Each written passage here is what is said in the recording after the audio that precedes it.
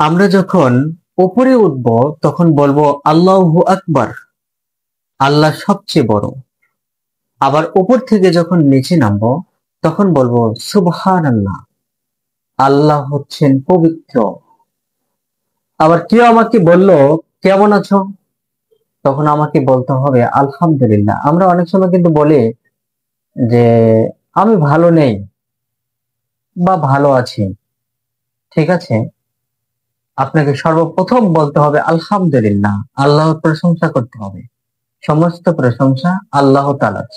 এরপর আপনি বলুন ভাই আমি অসুস্থ আছি, এরপরে বলুন আল্লাহ ভালো রেখেছেন, ভালো আছি। এভাবে আপনি যেটাই বলুন না কেন সর্বপ্রথম আপনি বলুন আলহামদুলিল্লাহ, সমস্ত প্রশংসা আল্লাহ সুবহানাহু ওয়া তাআলা।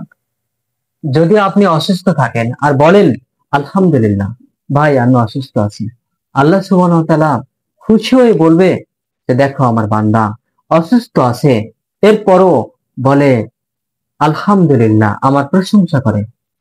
আবার সুখে আছে, তখন যদি বলে আলহামদুলিল্লাহ, তখন আল্লাহ সুবহানাহু ওয়া তাআলা খুশি হয়ে বলে দেখো আমার বান্দা অনেক খুশিতে আছে, শান্তিতে আছে, আমাকে ভুলে যায় নাই। যখন কেউ বলেছে কেমন আছো, ওই সরাসরি উত্তর দিয়েছে আলহামদুলিল্লাহ। এজন্য সবসময় খারাপ হোক ভালো হোক সর্ব অবস্থায় বলতে হবে আলহামদুলিল্লাহ।